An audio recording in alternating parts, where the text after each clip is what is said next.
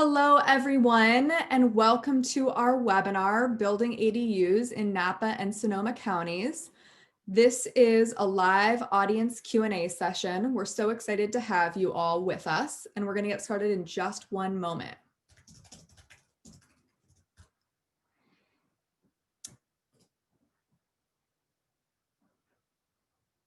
Hola y bienvenido a nuestro seminario de web Creación de ADU en los condados de Napa y Sonoma, sesión de preguntas y respuestas de la audiencia en vivo.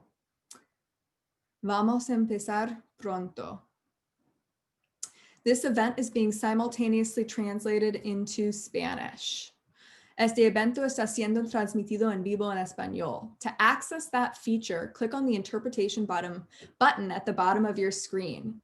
Para acceder a este servicio, a favor de oprimir el botón abajo de su pantalla y seleccionar el botón para español.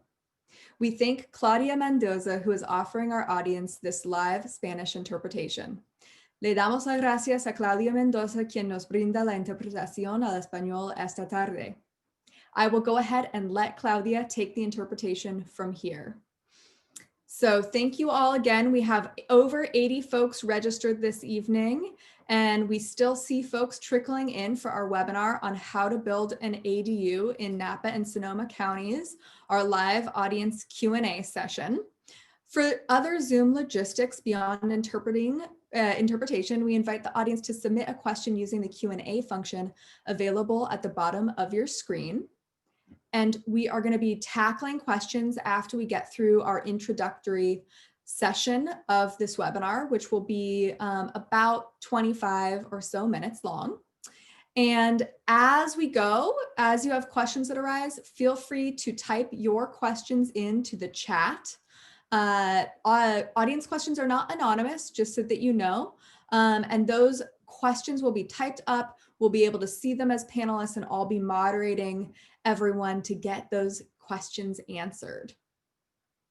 So thank you all once again so much for joining us. My name is Renee Champ. I'm the director of the Napa Sonoma ADU Center. I'm a lawyer by education and a nonprofit leader by trade. I'm a native of Sonoma County, and I'm the first director of the Napa Sonoma ADU Center. I actually live in an above garage ADU myself, and I believe in a future where every person in Napa and Sonoma counties can afford to live and thrive here. I'm joined this evening by 6 wonderful folks who I'll be introducing to you throughout the evening. I've introduced Claudia already, and I also want to start by saying a special thank you to Amity, our wonderful admin support superwoman, who's taking care of all the behind the scenes Zoom logistics for this evening. One of the things you're going to see is she's going to be chatting some things to everyone in the audience via the chat function, in addition to running the polls for us and many other behind the scenes things. So really excited about today's discussion. We'll start with me sharing a bit about our nonprofit organization, the Napa Sonoma ADU Center. Then we'll hear from our resident local ADU expert here at the center, Scott Johnson, founder of Pocket Housing LLC, with some key ADU tips to keep in mind. After that, we'll be joined for the remainder of our session by the rest of our panelists to spend the bulk of our time in our live audience Q&A session with all of you. And so that all of you know, this session is being recorded and will be available on demand, recorded on our website soon. Before we dive into any further content, I'd love to take a moment to hear from all of you briefly. So we're going to go ahead and pull up a brief poll here. If you could share with us, what are your goals in building an ADU? So a lot of you probably have multiple goals, short-term goals, long-term goals. Click as many of those options as apply to you. Scroll to the end and hit submit when you're done. So some of those goals might be rental income, housing for a family member, housing for a community member like a teacher, housing for someone with special needs, planning for your own retirement, housing an in-home caregiver. Go ahead and take a moment to complete those different options, and we will let you take a second to read through all of them. And we have about 50 of you joining us so far this evening. So to give you an idea of the percentile of folks who are answering this poll.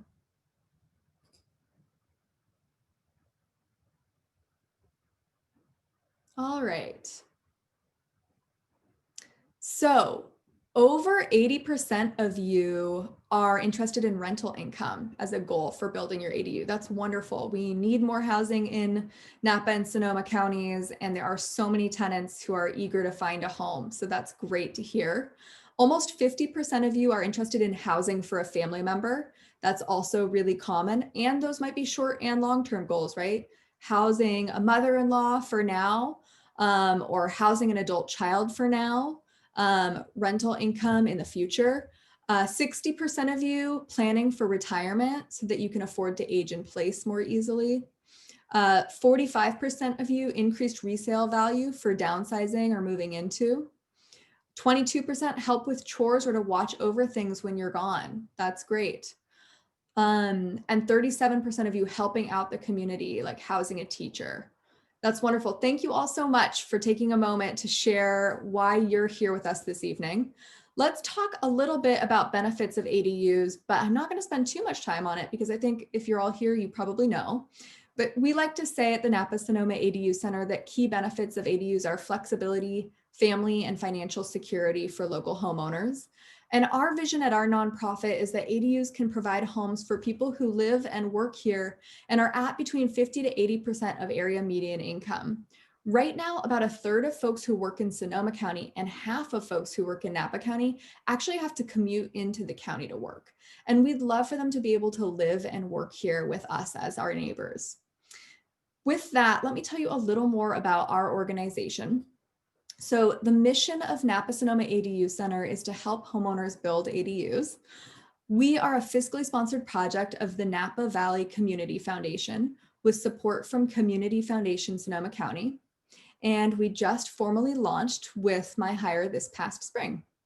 We collaborate with local jurisdictions, nonprofits, and the private sector with the goal of increasing housing affordability in our community. Regardless of your goals for building an ADU, we are here to help you along the way, and we are really looking forward to getting to know you. With that, we'd love to hear from all of you once again. So we're going to pull up another poll here. We'd love to hear what part of the ADU project are you most looking forward to? Is it designing the floor plan for the ADU? Selecting finishing materials like flooring, lighting, siding, and fixtures? Is it planning green or eco-friendly building elements? The landscaping? Interior decorating once the build is complete? Or is it the move-in of a family member, friend, yourself, or a tenant? Go ahead and select as many options as you'd like, and then hit the submit button when you're done. And we now have over 50 of you joining us and completing this poll. So thank you all so much.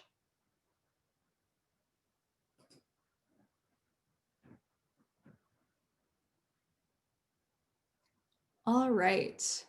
So it looks like over 75% of you are excited about designing the floor plan. I couldn't agree more. I think that's a really wonderful part of the ADU process. And we actually have sample floor plans available both on our website and in our ADU workbook, which I'll talk more about later.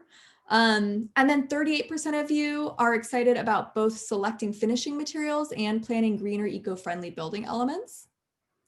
40% landscaping, and also 40% excited about the move-in piece. And then 20% on interior decorating. The interior decorating is one of my favorite parts too. Thank you all so much for sharing. Really appreciate it. It's so helpful to hear what you're looking forward to. Sometimes it can be daunting, so it's good to remind ourselves which pieces are going to be something we were really excited about. So let's talk a little bit about some context here in Napa and Sonoma counties before we continue. This slide indicates the combined total number of ADUs permitted in both Napa and Sonoma counties from the years 2015 to 2019. We are, of course, waiting on the 2020 data.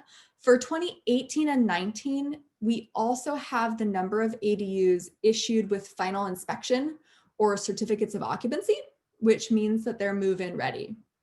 And the trend that you see upward reflects a similar trend that's been seen statewide in California, which is largely as a result of a couple of waves of state laws that have gone into effect over the past several years to make it easier for homeowners to build ADUs. And this increase is also driven, of course, by a huge demand for more housing units. So with that context in mind, let me share a little bit about the concrete resources and tools that our nonprofit, the Napa Sonoma ADU Center, has to offer to local homeowners. We have a whole list here. I'm not going to get into depth in all of them, but I highly recommend you go to our website, www.napasonomaadu.org, and check all these tools out. They're really, really helpful way to get you kickstarted on your project. One that I like to highlight is our ADU webinars like this one. They're all recorded and on demand on our site.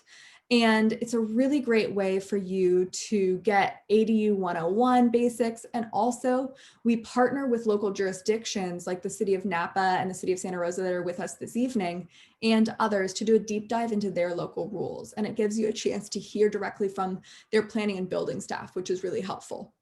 I'll talk at the very end of the evening about some of our upcoming ADU webinars, including how to finance your ADU that are coming up in the new year. Let me share with you a little bit about 3 of these tools in a little more depth. We have our ADU workbook, and I'm really excited for you all to check this out if you haven't already. You can download it for free from our website. And I think that it's been shared, here in the chat with you. So there's a direct link in the chat there that Amity shared. You can click on it right now if you'd like. We're actually going to be referencing specific page numbers in that workbook throughout the evening. So you can check it out now or go back to it later, either way. Our calculator tool helps you estimate the cost, returns, and benefits associated with building an ADU. It's a really excellent tool. I highly recommend that on the very front end of your project, you check it out. Our address lookup tool helps you identify if you can build an ADU on your property. Also, really great tool as you're getting going on your project. A little bit about our services that we also provide directly to homeowners. So we provide problem-solving support. There's actually a new connect with us, stay in touch with us button in the top right-hand corner of our website. If you click on that, there's actually a form where you can fill out your ADU questions and we'll get back to you with answers. And we do that in part based on our own internal expertise and then also partnerships with liaisons at the 16 local jurisdictions across the 2 counties in the planning and building departments who help us make sure that we have up-to-date and accurate info to share with all of you. Then finally, we have our ADU feasibility consultations, which Scott, who you'll be meeting in a second, does for the Napa Sonoma ADU Center. These involve a 4-step process. You complete a questionnaire at the link you see there on the slide to get kickstarted. We do pre-screening research on your parcel. We conduct a site visit, and then we leave you with a 20-page customized ADU feasibility report that helps you understand the benefits and goals of your project, cost drivers for your project, our recommendations on next steps, and what professional team would be best for your particular project.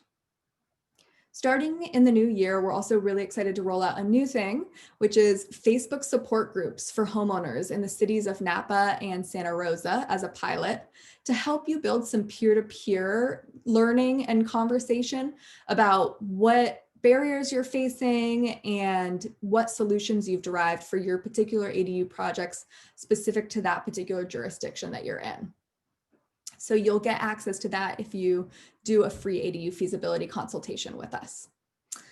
Okay, I've been talking for a minute. Let's take a minute and hear from all of you again. What are your ADU concerns? We know all of you probably have more than one concern. You can select more than one checkbox here.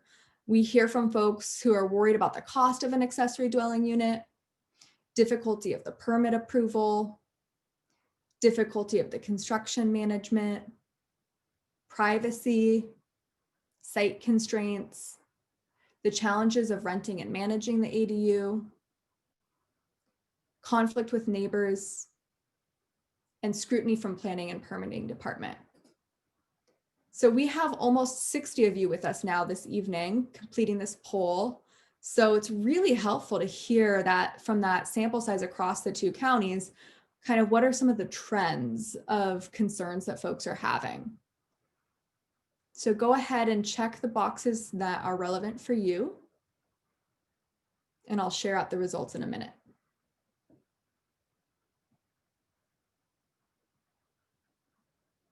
So 70% of you are concerned about the cost. Makes total sense. And we'll talk again about cost drivers, and we have information on that in our resource materials and through our ADU feasibility consults. 60% concerned about difficulty of permit approval, and you can ask questions to our panelists later this evening about that I hope will help you allay some of your concerns.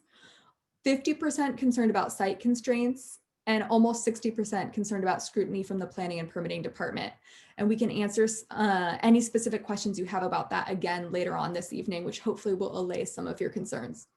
Thank you all so much for completing that poll. And I see your questions coming in, which is awesome. I am going to go ahead and turn it over to Scott Johnson right now. And Amity is going to copy and paste his bio into the chat for all of you. So feel free to read up on the wonderful Scott Johnson, ADU expert at Napa Sonoma ADU Center and founder of Pocket Housing LLC.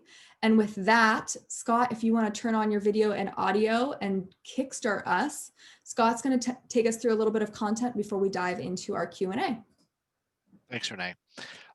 As Renee said, I'm the ADU expert for the ADU Center. And before that, I was involved in urban planning at a state level for more than 15 years. But in the last few years, I've focused locally on ADU development here in Sonoma County. In addition to working with the ADU Center, I also founded Pocket Housing, where I help homeowners with their ADU projects, ranging from just a helpful advisor to doing project management for them to get them through permitting. I've learned a lot. It's an ever-changing process right now with ADUs, and I hope to share some of those lessons with you. We will be covering a lot of information fairly quickly, so don't hesitate to ask questions later if there was something you didn't understand, or contact us after the webinar. We're always available to try and help you with your questions. The first thing to keep in mind about ADUs is that every ADU project is unique. Your goals, your budget, your site constraints, and the local rules that you're living under all combine to make your project one of a kind. That's one of the reasons why we do the ADU consultations, where we come out and do an on-site visit, because there's nothing better to be able to see exactly what you're trying to deal with your property. So this evening, I'm going to be speaking in generalities. But be sure to weigh the information that I give you against requirements that your project may require, or the things that you learn about your particular property as time goes on. Those of you who have begun researching ADUs know that getting started can be overwhelming. We covered some key basics in our ADU 101 Basics webinar in, was it late October 28th. That's available on our website. And in that webinar, I went over the 6 different types of ADUs, the detached cottages attached to the house, above the garage units, garage, basement, or attic conversions, and junior ADUs. I also went over a brief overview of the current ADU rules, and we did a quick look at sort of some of the concepts around the financial side of ADUs, both costs and the potential income. We'll be doing a lot more in-depth dive this January 27th, in a webinar called How to Finance Your ADU. And I strongly recommend that you sign up for it now, and so you can to learn all that we're going to get about financing ADUs here in January. And then I also covered sort of an overall process about the ADU development timeline, sort of the steps from A to Z, from where you are now to move in with your ADU. So that's all covered in the ADU 101 webinar. And tonight I'm going to be doing kind of a quick skim over some of our top tips. So we're going to build on the information that we shared in the 101 webinar. I'm going to share some reasons why you benefit to start your ADU project sooner rather than later. And then we'll go into the Q&A after we handle that part. So we have sort of 6 top tips, and this is based off of a blog post we wrote for the website a few weeks ago. And we wanted to be able to cover some of the tips that homeowners like yourselves in Napa and Sonoma County should keep in mind as you're getting your project started. I've met with a lot of homeowners over the last couple of months on a weekly basis to complete their ADU feasibility consultations. And this is just one of the services that the ADU Center provides. It's a really great program because it allows us to connect one-on-one with homeowners and see their property, see what kind of physical constraints they may be under before they've gotten too deep or spent too much money on designing a project or trying to get a project permitted, and learning what constraints you may be under once you're already spending money with someone can be an expensive way to learn a lesson. We really want to try and get you set up so that you can succeed right from the start. If you haven't signed up yet for our feasibility consultations, you're welcome to, but I'll give you some tips that we've learned both before and in doing the consultations that could help you with your project. The first thing to consider is that ADUs are a big project. I mean, when you build an ADU, you're building a house. And while it's smaller than your average house, it still contains all the same features and it needs to be to the same building standards. So that's kitchen, bathroom, often a foundation, electrical, plumbing, insulation, framing, all that stuff goes into an ADU. And so if you set your expectations accordingly that you are building a second house, you'll be well prepared for success on your ADU. If you're converting a space, either a finished space such as an extra bedroom into a junior ADU or part of your existing house, you won't need a foundation, for example, but you still need to add things in order to make it to an ADU. So some of these things, if you're converting, may not always apply, but good to keep in mind. And I saw that cost is a major concern for most people. So I want to give you a couple really quick sort of sub tips about how to control costs on your ADU project. One thing to consider is to go with an all-electric build. Some jurisdictions, like Santa Rosa, I believe, are requiring all-electric builds now, and that's going to become more common as time goes on. But even if they aren't, by going with an all-electric build, you can save money by eliminating the need to hook up a whole new gas connection and run a trench through your yard. Um, Submeter your utilities, which means that for most projects in most jurisdictions, you don't need to make new connections to the street, to the water and sewer. You can tee off the main house, and this can save you thousands and thousands of dollars in trenching and connection fees. And really, if you can submeter your utilities, you really should. Another thing that we'd like to suggest to everybody is as you get into the design process, try to design with the concept of one wet wall, where the kitchen and the bathroom share a wall that contains all the plumbing. You can really simplify the amount of plumbing your ADU project needs, and you can keep your plumbing costs low, which again can knock thousands off the project. The other thing is to understand your budget as you go into the process and keep your design as simple as you possibly can. A good designer can work with your budget, understanding that you know it as you go into the design process. And by keeping the design simple, you'll get your most bang for your buck. We've seen projects where the initial design comes in and it's gorgeous, but it's really complicated for such a small place. There was one where the roof alone was $40,000 when it could have been 10. Um, so we recommended at that point to simplify their design, because it came in over their budget. Simplifying the design saved them tens of thousands of dollars. And there are all kinds of things, sort of decision points throughout the process that, if you keep an eye on your budget and you keep a focus on keeping things simple, you can save money. One thing we've seen is that the level of finish can be up to 30% of the total project cost. So don't go with tile, for example. Don't do a tile bathroom and a tile backsplash in the kitchen. Go with simpler, less expensive materials. Tip number two is to do your homework before you start. And you guys are all doing that now. You're here tonight, so you are doing your homework, and I strongly encourage you to keep doing that. I really think that by doing your homework now, before you've invested money in design, before you've invested money in construction, you're going to really set yourself up for success.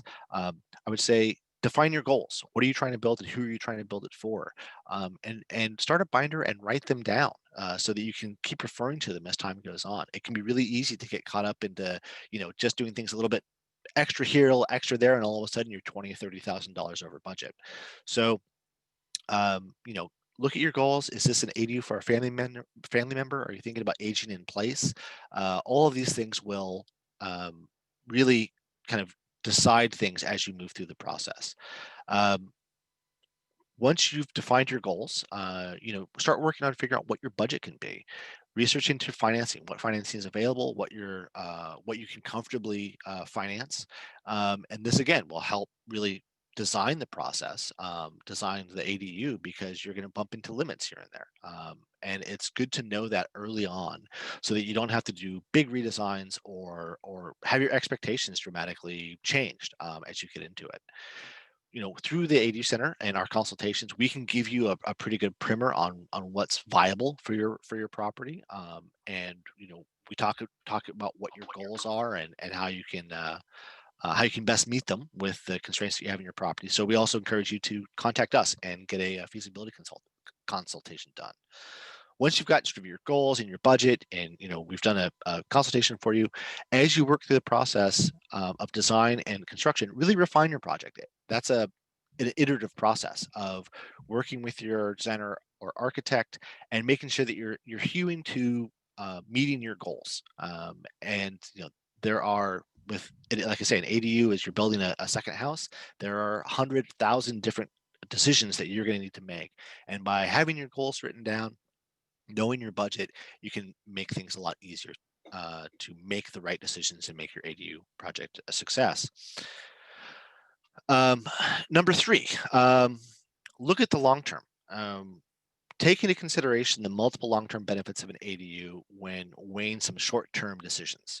We see some homeowners who are, wanting starting their design and saying we want it to be less than 500 square feet or less than 750 square feet because we don't want to pay the extra fees. And that's a totally valid way to set a goal for designing your ADU. But the fees that you're going to save, they also will reduce the amount of rent by building a smaller unit that you could potentially earn. So if you're saving $7,000-$10,000 in fees, that's great at build out, but over the long term, over 10-20 years of rent, those fees will get paid back very, very quickly if you built a larger, say, a 2-bedroom instead of a 1-bedroom. So always be looking at sort of the long term of what this ADU could be for you, the income that it could generate, and make your decisions based on looking at the long term. Number four is kind of like I said early on, is figure out your financing now as you start the process. You don't need to know exactly what you're building. You don't need to have a building permit. If you can get a budget put together and figure out sort of ballpark of what your financing is going to be, it makes the whole design process much easier because you're going towards a goal. And early in the process, I think many homeowners underestimate the realistic costs for their ADU project because building the houses are expensive. With the fires that we've had and the lack of labor in the trades, it is, and California, it's just expensive to build here. So if you pin down your budget early in the process, and you can use our ADU calculator on our website to help give you a sort of order of magnitude cost of what your ADU project might be, you can really get a better sense of setting your expectations and working towards a goal of a successful ADU. We have information about common financing options and budgets in our workbook at page 33, starting at page 33. And again, we're going to have a webinar this January 27th, to do a deep dive into how to finance your ADU. And I strongly recommend that you all attend that. Tip number 5, and this one is really critical, is your team is critical to your success. Your designer, the engineers, the general contractor, the plumber.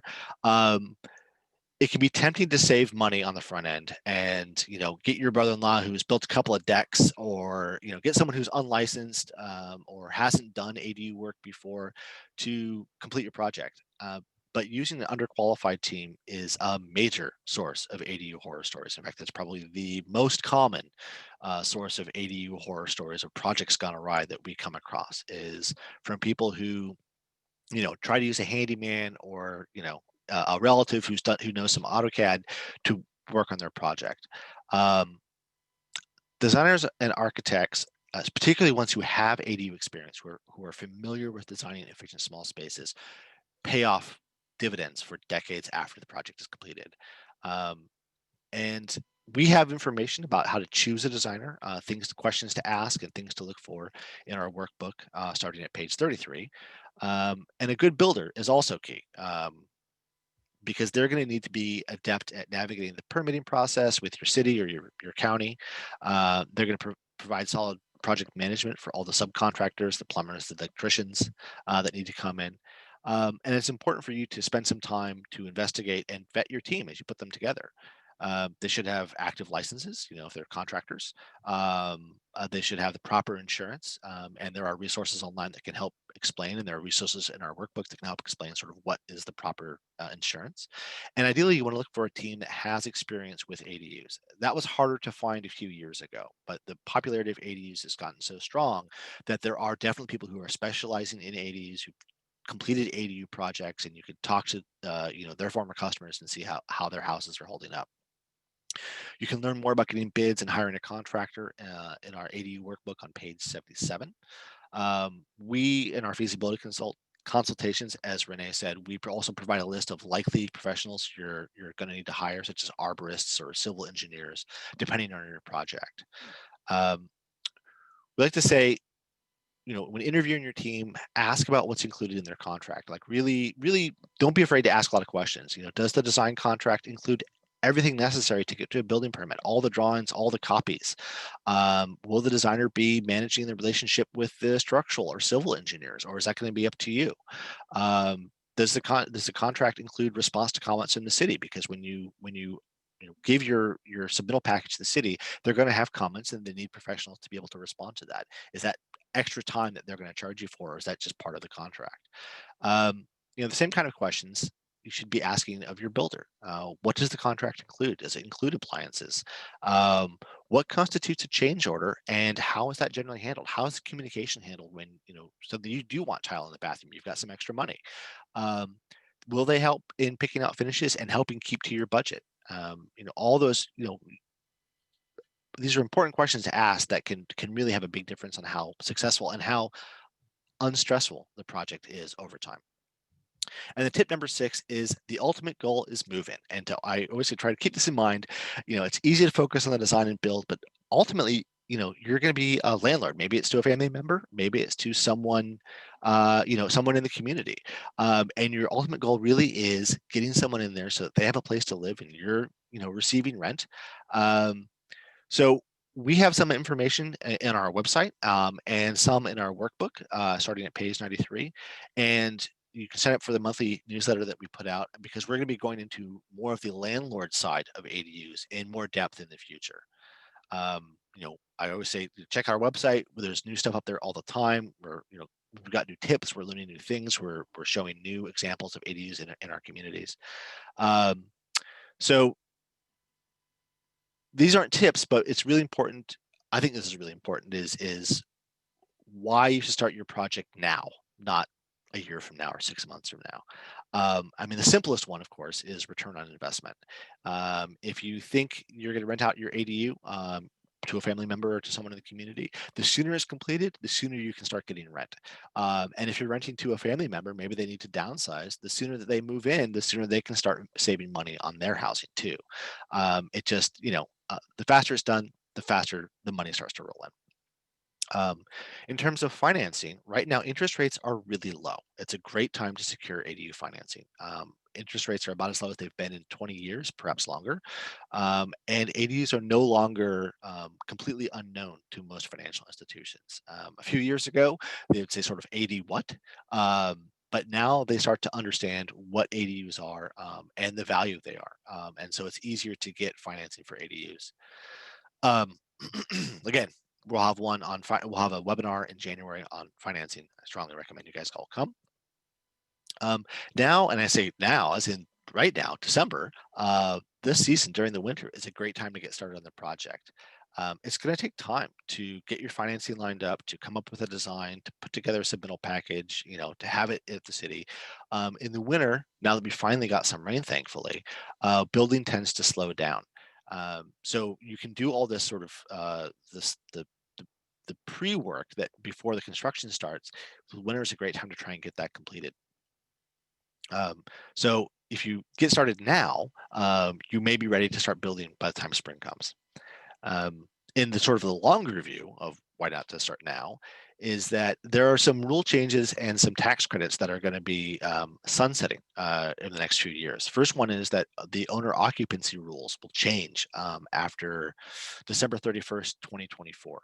Right now, ADUs are exempt from owner occupancy, except for junior ADUs. They're separate issue. But regular ADUs, you don't have to live in either the ADU or the main house. So if you build during this window, the next, what is that, 3 years, you have the greatest number of options going forward because you aren't limited by an owner occupancy requirement. Maybe 5 or 10 years from now, you need to move for work, but you want to hang on to your main house and rent them both out, no problem. If there is an owner occupancy requirement, after 2024, that may be a bigger issue. We have heard, and this is a side note, we have heard some concerns about ADUs, being used for Airbnbs or vacation rentals. And in all the ordinance I've read, they all prohibit renting ADUs for less than 30 days. And different jurisdictions are using different techniques to try and police that. Some are using the third parties that are reviewing Airbnb websites and vacation rental listings to ensure that there aren't any unauthorized Airbnbs out there. This is going to be continued sort of a cat and mouse game, I think, between some Airbnb owners and cities. But really the focus for the cities and at the state level is that these ADUs become long-term housing for members of our community. The solar tax rebates are going to sunset. Right now, or as of January 1st, 2021, the solar tax credit is a 22% credit. It's going to expire in 2022 unless Congress renews it, and maybe they will renew it. But you're better off trying to get a system put in place within the next 18 months in order to get it's a significant tax credit. So by starting now, you'll be able to get your project completed before that tax credit expires. And the other thing is that building codes change. Every 3 years, the building code gets updated, and they, the building codes get more stringent sort of every year. There's more energy efficiency requirements. We're likely to see more fire safety requirements as time goes on. And so, it's never been easier, and it will never be easier to build an ADU than it is right now. And for some projects, if you've got a permit or you get a permit fairly soon, some projects tend to stall. And so when you get a permit, you have a year to start construction.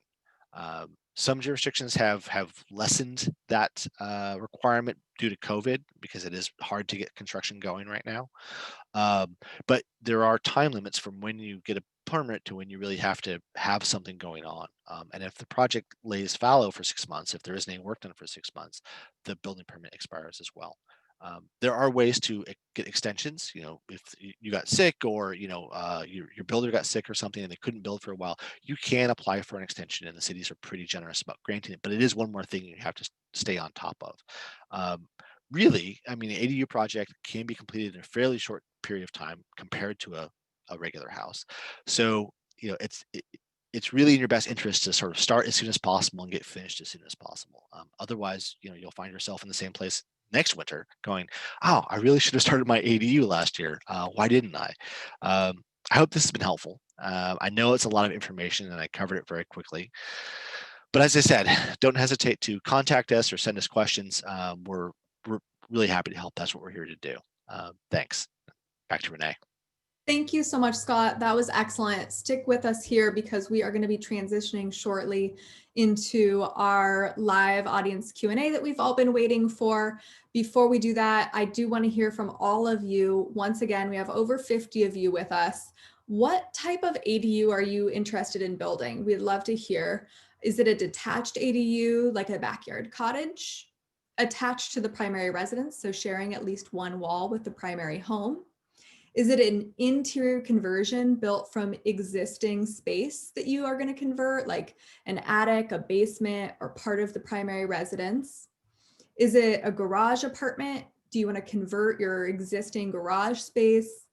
Is it an above garage unit? I mentioned I live in a 2-bedroom, 720 square foot above garage ADU with my husband and our old cat.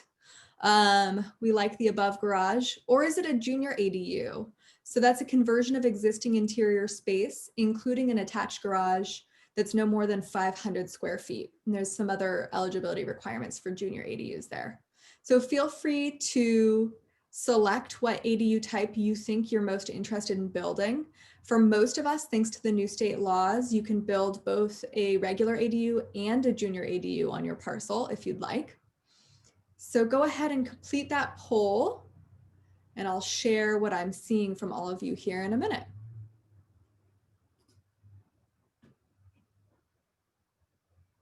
All right.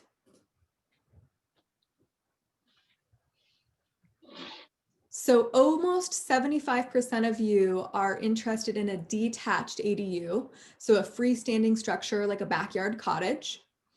30% of you are interested in an above garage ADU. 15% in an attached ADU. 18% in a garage apartment, so a garage conversion.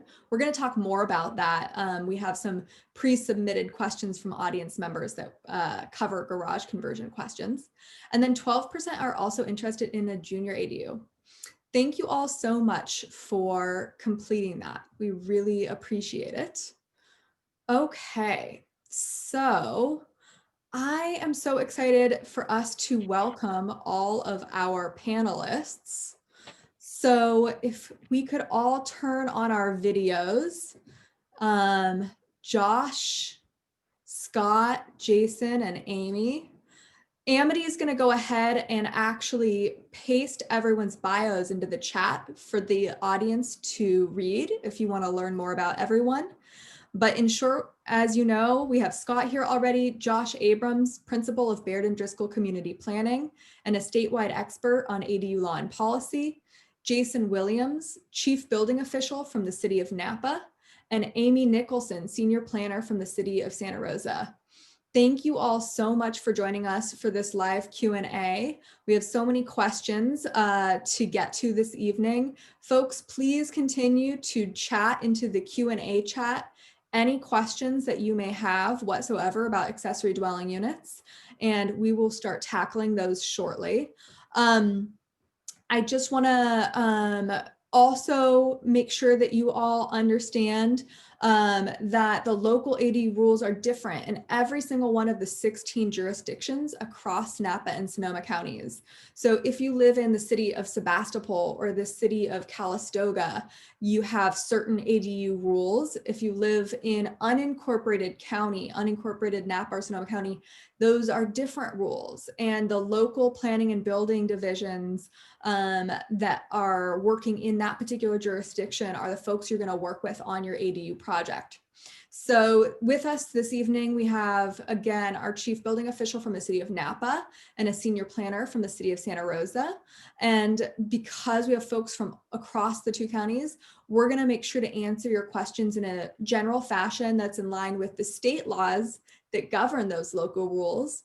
And then if we do have some specific jurisdiction questions that we can answer, clearly we'll be able to get some city of Napa and Santa Rosa questions. And also Scott with us works for Napa Sonoma ADU Center across all 16 jurisdictions and can help us answer some of those specific questions as well, or direct you to where to get the answer.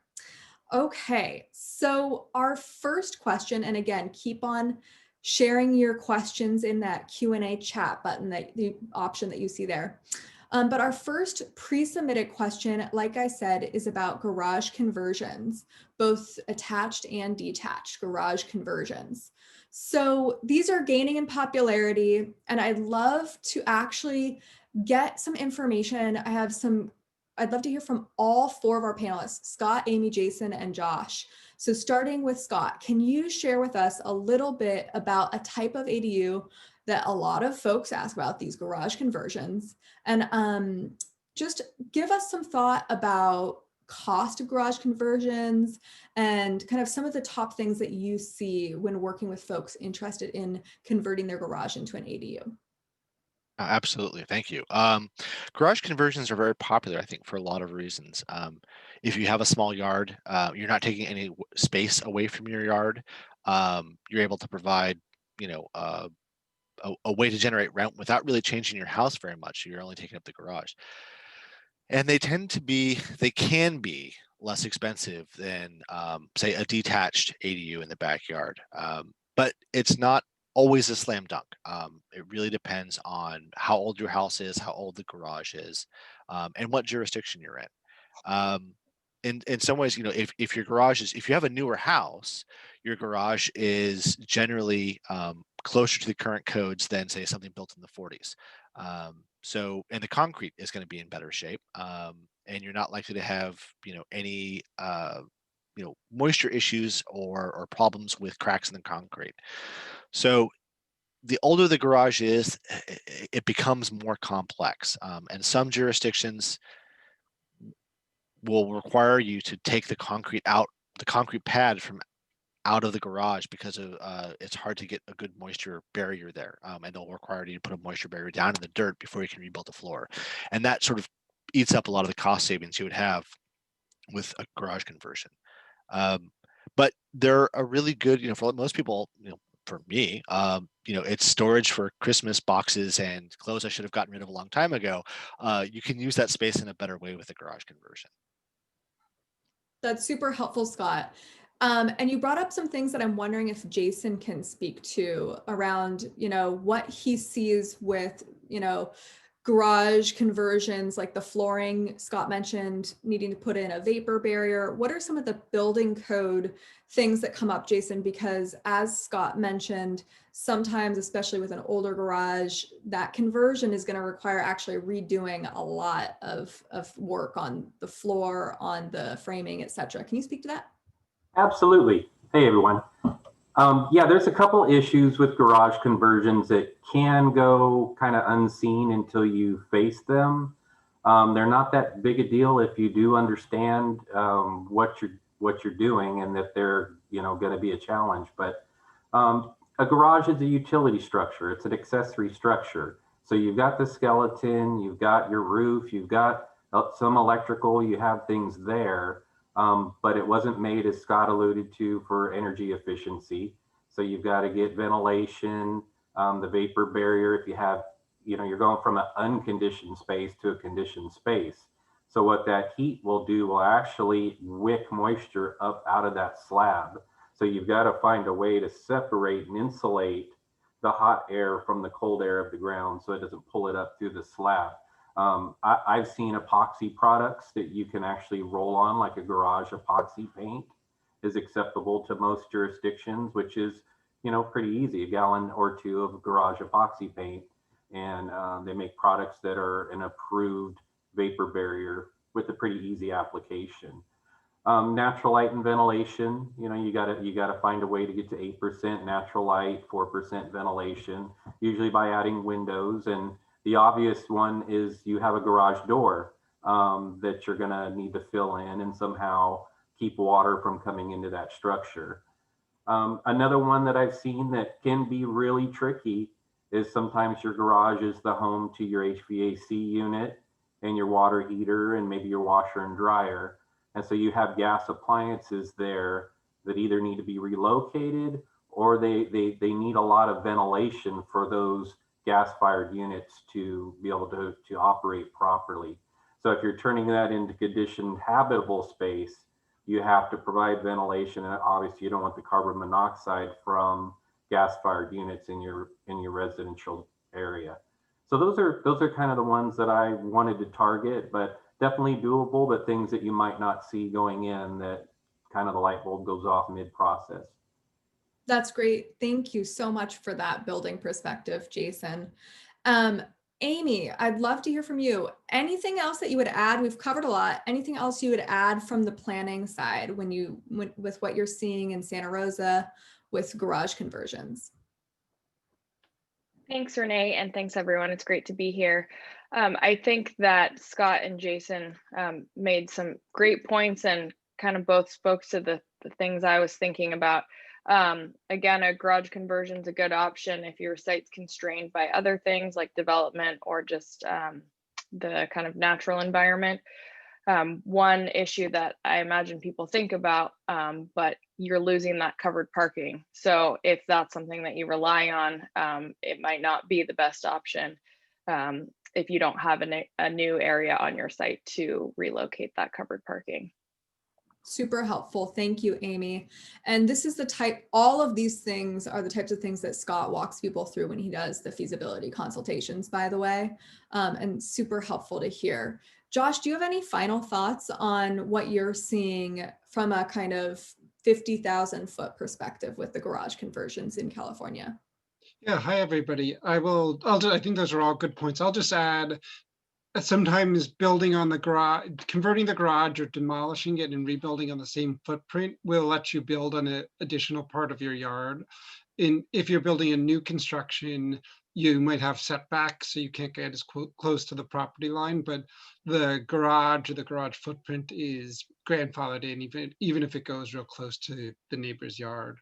So that's one advantage. And the other is, in theory, you should be allowed to piggyback onto your water and sewer from the main house. If it's a garage conversion, then you might not be allowed to do that if you're not converting existing space. Super helpful. Thank you so much. And I will also just add for the audience that in our recorded ADUs 101 webinar that is on our website, we had a homeowner who did a detached garage conversion in the city of Santa Rosa. It was about 270 square feet. So it was a small studio ADU.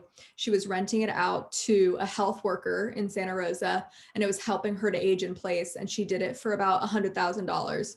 So helpful if you're interested in seeing a real life example. Of course, every project is different. Thank you all so much for that. Let's talk a little bit about utilities. So my first question relates to the state law, and it's for Josh. Just helping homeowners understand utilities and accessory dwelling units. So Josh, under the new state law, charges for upgraded utility capacity must be proportionate to the new demand. Do you have anything else that you would add to that or elaborate on what that means or how you've seen anything with that play out, with a recognition that some of this more concrete nitty gritty stuff, some of our other panelists might speak to as well? Yeah, I mean, I think that mostly comes up with the city or jurisdiction supplied utilities like water and sewer. And I mean, one thing to remember is if you keep it small, there's no impact fees, so that if there would be a utility impact fee, that's one way of cutting down the cost. In terms of what does it mean to be proportional, sometimes jurisdictions will instead of charging per unit, which wouldn't make sense because an ADU is a lot smaller than the main house, they'll charge per bathroom fixture. So that would be one way to keep it proportional. Another way would be to scale. If the ADU is 500 square feet and the main house is 2,000 square feet, it would be 1/4 of what it would have done. So those are, that's kind of what it means I think the other thing to keep in mind is, again, if you do that conversion of a garage or other already built space, there's no water connection. There shouldn't be a water connection fee. Okay, thank you, Josh. That's really helpful. Scott, can you talk to us a little bit about cost drivers with utilities and where there can be potential cost savings there? Yeah, utilities are a big one because you do have, in most cases, the mantra, every ADU project is different. In most cases, you do have some choices to make with utilities at an ADU. Your foundation is going to be your foundation, your framing is going to be your framing, but if you can avoid creating a second connection to water, sewer, gas, you really want to try and avoid that because it's very expensive. And I think in most jurisdictions, and Jason and Amy, correct me if I'm wrong here, I think in Santa Rosa, if you're over 750 square feet, you may need to go into the street and make a second connection. But if you're under 750, you aren't required to. And basically that's saying is, what you can do about your project and your parcel to not go into the street, to tee off the house, can save a lot of money in the total project. And since these are, as Josh pointed out, since these are often smaller and sometimes very small, 270 square feet or 300 square feet, they don't really add a whole lot of usage to the property itself, particularly if the house is, 1,500, 2,000 square feet, three bedrooms, 2.5 baths kind of thing. So ultimately, if you don't have to make a second connection, you really don't want to do it. Super helpful. Amy and Jason, anything else you'd add from the city perspective?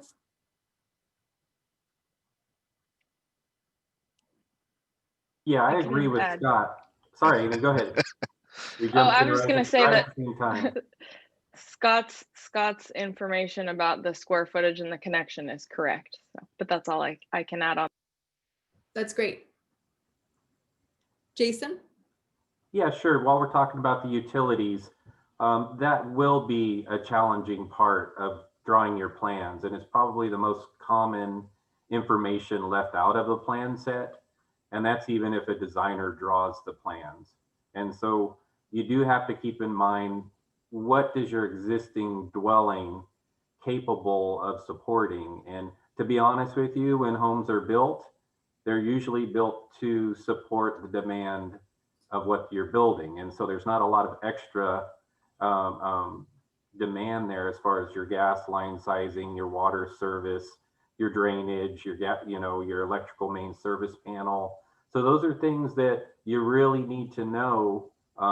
Scott has a great idea. I mean, if you can do your ADU and full electric appliances and HVAC, it does make things so much simpler. But say if your main service panel is limited to where you're not going to be able to serve everything from an electrical standpoint due to the extra demand, you can combo up some gas appliances, or maybe turn your stove in your home to the gas appliance you always wanted, to relieve 50 amps of demand that you could now use at your ADU, if that makes sense. So you really got to get some professionals in there that can tell you, okay, this is the size of what you have, this is what you have in excess, and that can really, like Scott said, um, keep you from paying for your education. You can come in and get it right the first time. That's great. Thank you so much for that, Jason. Scott, were you going to add something? Yeah, Jason brings up a really good point, and you see this in ADU development all the time, is that very often when you do an ADU project, there are elements of your main house that you may need to upgrade or modify in order to make the whole project work. And having this goes back to having a good team, having a team that has the experience to know, hey, if we take this gas stove out, or we take the electrical stove out and put in gas, we can get 50 amps on the panel that will be able to run the ADU. It's that kind of creative problem solving that I think ADU development, more so than almost any other kind of residential development in California, really requires some good lateral thinking, coordination with your team, coordination with the local jurisdiction to really make the project work and not cost more money than it should. So those were great tips from Jason. That's so awesome. Thank you all. Let's talk about another thing that we've got some submitted questions on, which is septic and well. So starting with you, Scott, what do you see with our ADU feasibility consultations with septic and well? Septic and well, if you're in a situation where you have septic and or well, it really is a step zero question that you have to get answered before you can do anything else. We see this, both counties, there are a lot of septic properties out there, and depending on where you are in the counties, I think Napa County more so than Sonoma doesn't have great soil for septic systems. And so it's really a challenge to enlarge or add a second system for an ADU. So, we always say if someone comes to us with a septic system on their property, we say, talk to Napa County Environmental Health first, talk to Sonoma County Well and Septic first, and figure out what you can theoretically build before you take any other steps. Because if you can't solve those issues, there's no real way around it, unfortunately. That's so helpful. Do you want to share a little bit about the bedroom swap trick of the trade? Yeah, and actually, I'd love to have Jason step in on this too. We got a tip from, I want to say it was Napa County. What was it, Sonoma? Yeah. Okay, that in some ways, the septic system is sized for a certain number of bedrooms, and by decommissioning a bedroom, you might be able to free, like with the stove example, you might be able to free up enough capacity to allow for a small ADU. on a property that otherwise wouldn't be allowed one. And that's, again, this is lateral thinking of looking at the whole property holistically, looking at both the house ADU in relationship to each other to try and make something work. Jason, anything you'd add? Yes, I'd jump in. I actually live in a home that has a septic system, and I redid it, when I first moved in 20 something years ago. And so I know a little bit about septic systems, as they're sized according to the users. And so they do that by how many bedrooms that you have. And that's why Scott's alluding to, hey, in my main home, I might be able to convert that room that I don't use to a den or to a sports room or to a crafts room. And now it's no longer a legal bedroom, that you can now have that capacity for your ADU, where you might not have to upsize your septic system. But I'm not sure if all counties are the same. Solano County, where I live, was 150 gallons per bedroom. And so I sized mine for a 4-bedroom, just for the future. If I add on, or if I do something like an ADU, there's volume there. But that's definitely a challenge, that you'd want to answer that question, and not find out midstream that you're going to have to modify a septic system. Thanks so much, Jason. Anyone else want to chime in with any other thoughts? I have a slight addendum to that. One thing, and I'm trying to get this confirmed, but one thing that got brought up in a bedroom swap situation is that if you don't, if you go from a 4-bedroom to a 3-bedroom, if you do end up selling the house, my understanding is that you can't list it as a 4-bedroom if it's no longer a 4-bedroom for the septic system. So that's a consideration as well, that there is, a bedroom swap to allow for an ADU does have a potential downside in terms of how you could list it in a resale. That's helpful to know, Scott. And on the flip side, I will say Josh's firm did some market research for us, and there's a high volume of unused bedrooms in homes in Napa and Sonoma counties. And so I also just want to say, in 2020, we're grappling with, shifts and a housing crisis. Think about, do you need the same volume of bedrooms in your home? Would you be interested in an interior conversion or a junior ADU to create a unit, create housing for someone in our community, and be able to more easily age in place, get that rental income? And there are ways that you can do that in a way that is tasteful and really lovely. And we have an example of a junior ADU on our website with a video and floor plan, Marion's Junior ADU in Sebastopol, if you want to check that out in the stories on our website. Okay, now we have a question that a number of folks have asked about tonight, and that is about prefab versus stick build construction. So I'd love to get some general thoughts, and then I have some specific questions that folks have been asking about this. So overall, just to set the stage, what are the pros and cons of prefab versus stick build? What should folks consider, especially when considering prefab? And I'm wondering if, Josh, you want to kickstart us with this one. Sure. And when I'm going to talk about prefab, I'm going to talk about units that are high quality and built to the same construction standards as on-site construction, not kind of a mobile home, manufactured housing, single wide trailer. Those are really good options for in some areas, particularly in more rural areas. But what I'm talking about is some of these newer companies that are doing modular housing, but it's high quality. It's built to last. So some of the advantages, I think the biggest advantage is just easy. You call up a company and they'll arrange all of the details. In a lot of cases, it's a little faster too. They can get that on site faster than you might be able to get your permits approved and someone hired and all the construction done. And I think a lot of the units are really tasteful and really beautiful and nice. So that's an option. It's not 100% modular or stick build. There's some companies that'll give you a lot of options with moving the door or having different sidings. So it's kind of a sliding, like a continuum. Sometimes people go in expecting them to be cheaper, and our experience is they tend not to be much cheaper, maybe 10% cheaper, maybe not cheaper at all if you have a difficult yard to get to. There's a variety of reasons for that. One is they are high construction quality, and it just costs a lot to build. The other is in California, there's sales tax on modular homes, and then there's also transportation costs, and if they have to crane it in rather than just deliver it, that adds a couple $1,000s easily right there. You might not have any savings in that case, but I think it's a good option for people to consider, especially with the shortage people have had with finding quality labor. And then I'll just say the disadvantage of the manufactured housing, the mobile homes, is it generally doesn't last and it doesn't increase your property value. It is very inexpensive to get, but the modular ones tend to be valued by the banks just like stick construction. Super helpful. Scott, can you talk to us a little bit more about the different types of prefab that Josh has alluded to? And I know that I have heard from you maybe a slightly different take on some manufactured homes than what we've heard so far. Do you have anything you can add on that too? Just to add? Yeah.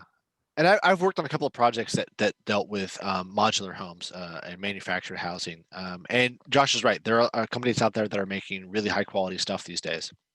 And I think there's confusion about prefab versus manufactured versus modular, partially because we talk about it kind of as it being all the same thing. And so really, I'll try to be really quick here, but prefab is kind of an umbrella term that is for basically anything that's built offsite. I mean, this could include your roof trusses, this can be wall systems, this can be a fully complete painted, house. That's all under prefab. Modular and manufactured housing actually have some sort of legal definitions in the state of California. Manufactured housing is built under federal guidelines, federal rules for HUD rules for housing. And modular is more at the state level. There isn't really a big difference for the homeowner in terms of, except for kind of who is doing the approvals at the end of the day. And I think Josh is right. From what we've seen from prefab housing products, there doesn't tend to be a huge cost savings, but you really can dramatically reduce the timeline because you can be working on your foundation as the house is getting built. And I think it's harder for some homeowners. If you have some construction experience as a homeowner, it's probably easier to pick out a good company and a good product. I think if you have no experience, it can be harder. We've seen quite a few, high-tech modular housing companies sort of spring up in the last 5 or 6 years, and some of them haven't made it 5 or 6 years. They've already gone under. So I think, if you were to look for modular for your build or prefab for your build, I like to see companies that have been around for a couple of decades that make a product that you like the looks of, but that also have the experience in manufacturing housing. And as Josh also said, there is a gradient to what you can get in terms of service.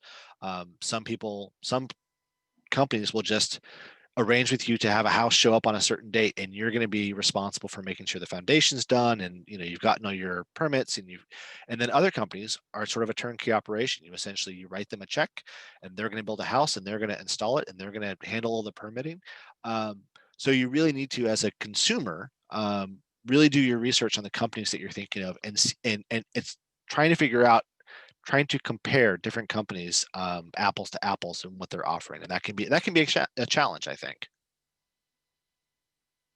Super helpful, Scott. Thank you for that. Jason and Amy, anything you would add on the city side of what you see with prefab? I'll go ahead and jump in. Prefab has some bonuses to it. I wouldn't shy away. It's a definite option. Like Scott said, your timeline could be super sped up. And I've looked at some, and what's cool about them is they don't have any interior bearing walls, which means you can have a lot more open floor plan. And so sometimes if you're on a smaller square footage, you can make it feel more comfortable with vaulted ceiling, open floor plans, half walls, different things that when you stick build and are conventionally framing, you have to transfer some of that weight load sometimes through interior bearing walls. So that's one of the things that I think is cool about manufactured or you know, off-site built houses. Something that I do want to bring up for sure, because I've seen it happen, is you have a couple options with the manufactured, you know, home. They're engineered. You can put them on blocks and cribbing and jacks and just put an apron around the bottom where you don't have a real foundation, which can save you a lot of money. But I have talked to people who were very let down, and this isn't good news, but I think it's better to let you know now that some banks, if you secure a construction loan with the idea of converting it to a mortgage after the building final, some banks don't consider that a permanent structure because you could really put wheels back underneath it and it could leave. And so for it to be a permanent structure, it's going to have to be bolted down to a concrete foundation to be considered permanent. And so I've seen people whose plans were to convert that loan over it, you know, after the fact, and things didn't go the way that they thought. So make sure if that's part of what you're doing to have that conversation. But yeah, I mean, manufactured homes are inspected at the factory where they're built by HCD. So the state does all of those inspections instead of your local jurisdiction. All we would look at is all the utility connections and everything that's going to be run to the unit. And then in the future, if you did any alterations to it, those permits would be through the state also with HCD. Thanks so much for that, Jason. And I'm also going to just interject to all of our panelists to feel free to start typing some of the responses to some of the questions. And then those typed answers can be viewed by the whole audience just to start getting some more of our questions that are coming in answered. We want to get to as many of you all's questions as possible. But with that, Amy, any final words on the prefab? I would just say that I think they're a great option for people that are overwhelmed when there's so many choices. I think that because you can kind of see a few examples and say, you know, I like this, or here's 3 options to choose from when you're looking at floors and countertops and everything else, I think that's really a benefit. And then I would just say that some companies seem to offer a lot more customization than others. And so if there are a lot of kind of design regulations in the city or county that you're building in, just be aware of that so that you can go with a prefab company that allows you to comply with any of those standards. That's great. Thank you so much for that, Amy. We have a question also about whether you can attach a prefab structure to your garage. They have a separate garage and want to take some of the garage and then do an add-on. Jason or Amy, do you want to speak to that?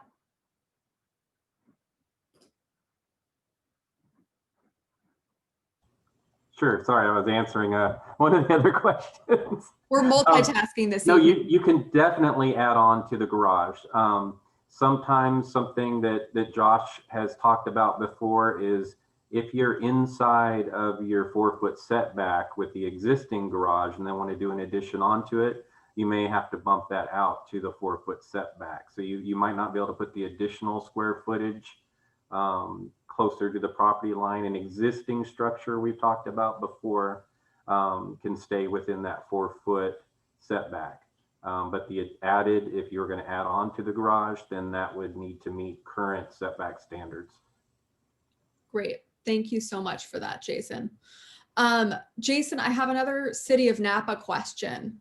Do I need to keep 6 feet from the main building's covered porch? There are no walls, just the roof and supports. I would say it's 6 feet in between structures. It's ultimately a planning question. So you can definitely follow up with me and I can put you in touch with one of our city planners. But I don't see how a patio cover would be considered for that 6-foot setback. It possibly could, I could be wrong. But my initial thought is it would be from the actual structure walls. Awesome. Thank you, Jason. To that end, panelists, to make you multitask even more, if you feel comfortable sharing your email address in the chat to all attendees, make sure it goes to all attendees so that folks can follow up if they have specific questions. A reminder to folks that if you email Amy or Jason, That's going to be, Amy's going to be City of Santa Rosa specific. Jason's going to be City of Napa specific. And Scott is going to be at info@napasonoma.edu.org. Okay, I have a question for Scott. It's about sewer. And this is a little complex one. I think this was submitted ahead of time. Our parcel is in the South Right Sewer Agreement area, which requires a utility certificate from LAFCO in order to connect an ADU to sewer. But we learned that through that agreement, no property in our neighborhood can obtain this certificate because the agreement bans any additional units with kitchens to their property, regardless of parcel size or sewer capacity. City Sewer says we have capacity, but LAFCO is denying certificates based on agreements and data from the 1980s. We can't get around LAFCO. LAFCO stands for the Local Agency Formation Commission. So according to county permitting, if we can't get the certificate, we can't apply for the permit. Do you have any thoughts? That's a tough one.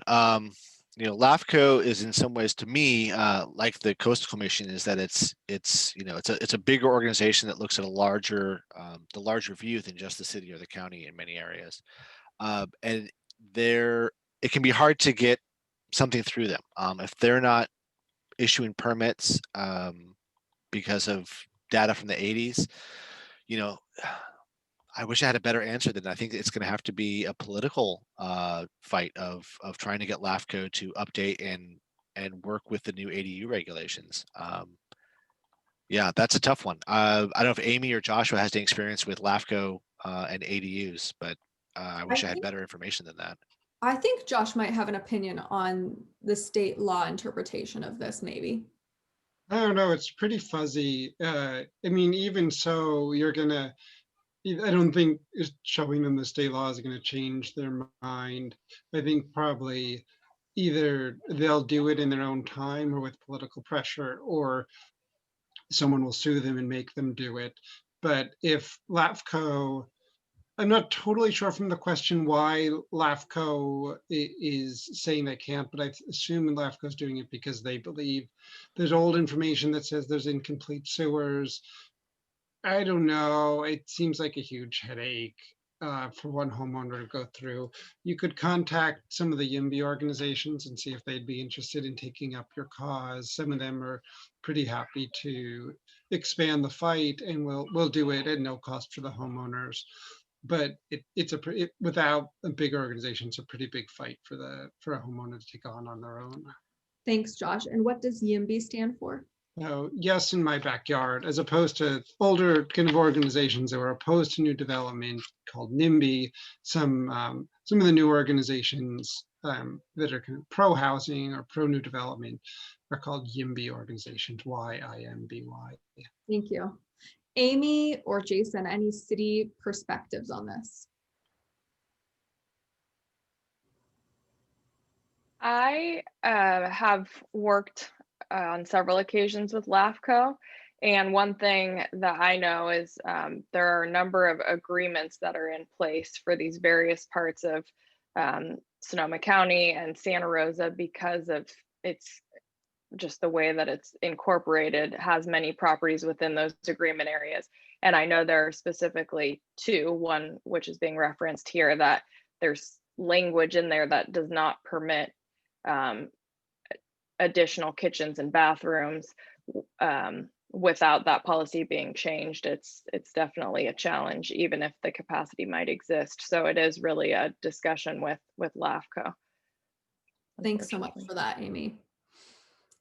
Let's get on to more of our questions, and you guys are doing a great job of answering some of these as we go, so thank you. Is there a maximum size of an ADU for it to still be considered an ADU? Amy or Jason? City of Napa limits you to 1,200 square feet, which is really big. Santa Rosa also limits detached ADUs to 1,200 square feet. If you're doing an addition or a conversion, it can actually be larger than that, but it's based on the size of the primary residence. Thank you. Josh, any statewide perspective on the state law around this? Yeah, I mean, I would just say the state's interpretation of the law is pretty permissive, that converting structures or converting part of your house, the state doesn't think that there should be any limits on those. I'm not sure I even agree with that state interpretation. And even so, I think it'll be, if your city and the state have different interpretations, I mean, we're going to be held to your city's interpretation, because the state doesn't issue your building permit. Thank you. Thank you all. Okay, here's another question. Is there a general minimum lot size that is required for an ADU?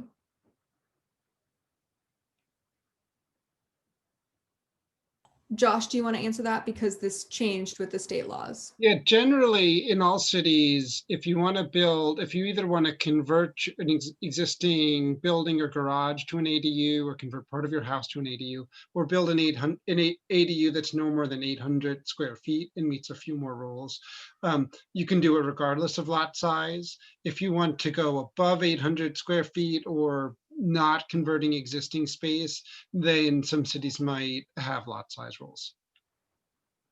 Super helpful. Does anyone else want to chime in on that one? I think that pretty much covers it. Okay. I actually think, Josh, I'd be curious to hear your thoughts on this. Who determines any traffic impacts by having ADUs around the county? And I'm thinking from a policy perspective, if you have thoughts on traffic impacts of ADUs in general. For example, I know there's been some talk in Portland around this and stuff like that. Well, I mean, who would determine it? I don't actually know if anyone's done studies specifically about ADUs and how their traffic usage is different than the main house of the neighborhood that they're located in. Traditionally, it's cities that'll do a traffic study, but they're not going to look at an ADU compared to another house. They'll just look at how many cars are on the roads. Generally, it shouldn't come up too much. I mean, it might come up. Cities actually do have the right to not allow ADUs in certain areas of cities if there's too much traffic impacts. So but most cities aren't using that right, because there's some pretty strict findings they would have to make. But so if your city did that, then it's your city determining the traffic impacts. Otherwise, it's kind of a public policy question. If you think ADUs are going to cause too much traffic, then there's not a lot of data, but then in any area where your city has freedom to regulate, you can encourage them to regulate it a little more strictly, or you can encourage your state legislature to be more strict about ADUs. But in some ways, on a day-to-day basis, it doesn't. The rules are the rules. If your ADU is allowed, it's allowed, and no one's going to do a lot of talk about the traffic impacts for any one proposal. And I'd say generally, they're a gentle form of density. They spread it pretty far along, pretty far wide around. Even in cities that have had a lot of ADU usage, it's like a couple % of eligible properties have ADUs. So maybe it'll make traffic a couple % worse, but it's not. I don't think it's ever going to be a huge impact on traffic. Thanks so much, Josh. City perspective, anything else you'd add, Amy or Jason?